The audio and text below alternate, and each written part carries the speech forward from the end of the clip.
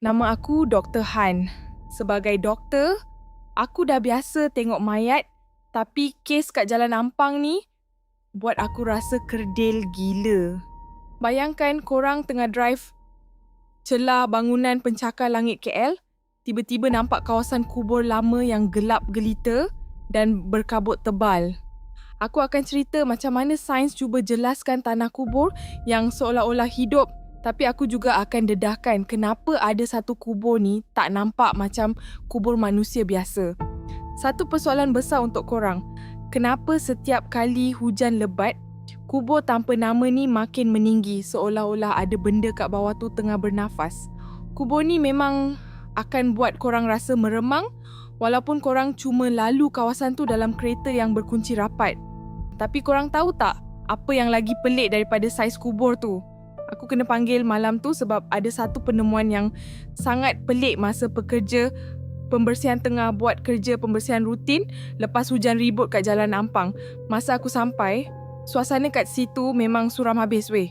Dalam dunia medical kita ada istilah decomposition untuk terangkan proses biasa mayat mereput, tapi apa yang aku nampak depan mata malam tu memang luar logik akal.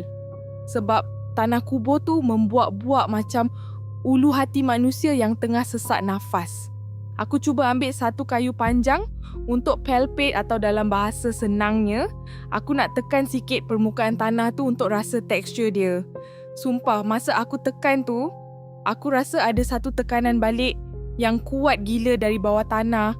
Macam ada benda hidup yang tengah menolak kayu aku tu ke atas. Masa tu, bulu roma aku automatik meremang tegak.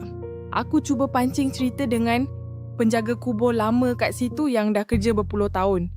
Dia cakap, kubur tanpa nama ni sebenarnya dah ada lama gila sebelum bangunan KLCC pacak lagi dan sampai sekarang memang tak ada siapa yang berani nak sentuh atau alihkan. Korang kena tahu, tekstur tanah kat situ pun bukan macam tanah biasa yang kita nampak kat taman bunga.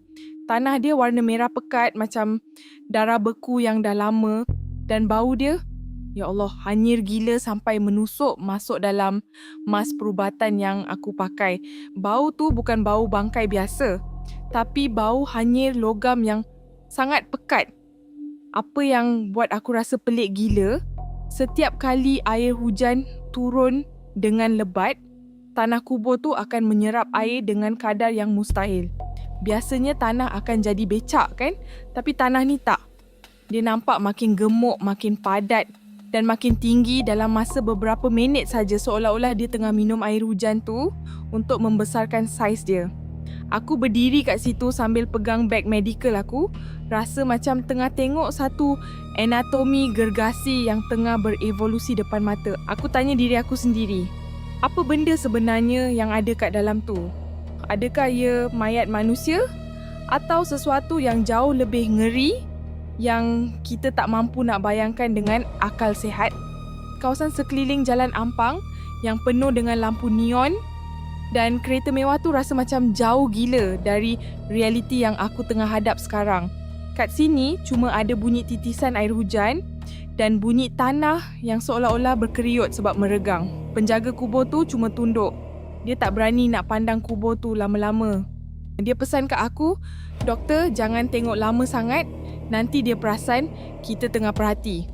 Kata-kata dia tu buat aku rasa macam ada mata yang tengah memerhati aku.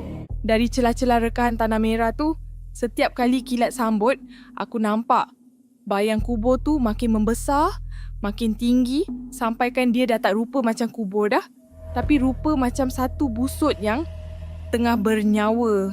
Masa ni lah weh, aku perasan sesuatu yang buat jantung aku rasa macam nak luruh terus ke lantai.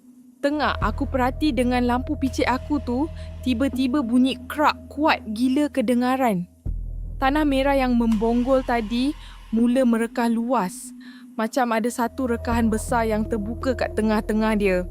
Aku pun beranikan diri nak suluh masuk dalam rekahan tu. Korang tahu tak apa aku nampak? Aku nampak sesuatu yang rupa dia sebiji macam kulit manusia, tapi dia punya tekstur tu keras gila macam kayu buruk yang dah reput. Otak medical aku terus pusing cari jawapan logik. Aku fikir, okay, maybe ni cuma akar pokok yang dah lama atau mungkin sejenis kulat yang tumbuh subur sebab kawasan ni lembap sangat. Tapi bila aku dekatkan lagi lampu suluk aku, jantung aku rasa macam nak berhenti. Benda yang aku ingat kayu tu, rupa-rupanya ada liang Roma weh. Liang Roma yang halus, dan yang paling ngeri, dari liang-liang tu mula keluar peluh yang warna dia merah pekat. Dia bukan air kunap, dia bukan air tanah, tapi dia pekat dan bau dia sebiji macam darah segar. Masa inilah survival counters aku bermula. Tiba-tiba satu suara halus. Sangat halus macam angin, tapi jelas gila, berbisik tepat kat telinga kanan aku. Suara tu cakap, "Jangan kacau rumah dia." Sumpah, masa tu satu badan aku menggigil gila babi. Kawasan sekeliling yang tadi cuma sejuk sebab hujan, tiba-tiba berubah. Jadi sejuk yang melampau, sejuk yang kering macam korang duduk dalam peti ais mayat kat hospital. Aku terus terduduk, rasa macam oksigen kat situ hilang sekelip mata.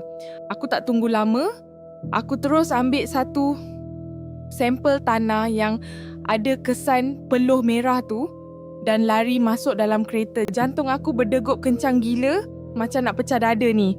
Aku terus start enjin dan pecut keluar dari kawasan tu tanpa toleh belakang lagi. Esoknya, aku bawa sampel tu jumpa kawan aku. Seorang pakar forensik yang memang dah biasa handle kes-kes pelik. Aku tak cakap aku ambil kat mana, aku cuma suruh dia check. Lepas beberapa jam, dia keluar dengan muka yang pucat gila. Sampai tangan dia pun nampak menggigil masa pegang kertas report tu. Dia cakap kat aku, "Han, kau ambil sampel apa ni? Sel-sel dalam tanah ni bukan sel mati. Tapi sel ni tengah aktif membelah diri macam sel manusia yang tengah hidup." Dia buntu mesin-mesin canggih. Kat lab dia pun tak boleh nak bagi jawapan.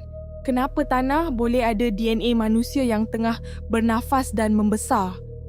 Masa itulah moral tension aku memuncak. Aku sedar bandaraya KL yang kita banggakan dengan kemajuan ni sebenarnya dibina atas rahsia-rahsia gelap yang kita sengaja buat-buat tak nampak sebab nak kejar kemajuan.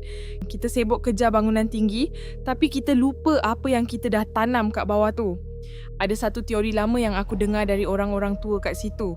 Kubur tanpa nama tu sebenarnya bukan kubur biasa, tapi dia adalah satu penjara untuk sesuatu yang tak sepatutnya dilepaskan ke dunia kita.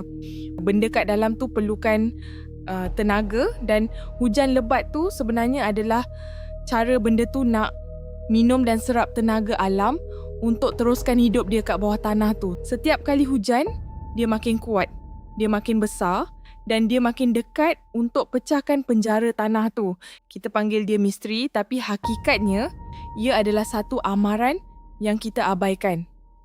Jadi, persoalannya sekarang, akhirnya aku sedar ada benda dalam dunia ni yang mesin CT scan atau MRI paling canggih pun takkan dapat jawab sebab ia melibatkan alam yang lagi dalam. Geng, korang yang selalu lalu Jalan Ampang malam-malam tu, kalau nampak kebus pelik kat kawasan kubur, tolonglah jangan berhenti atau gatal tangan nak menoleh.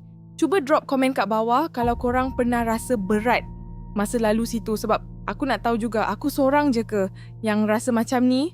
Jangan lupa like dan subscribe kalau korang nak aku bongkar lagi kes-kes medical yang luar logik akal macam ni.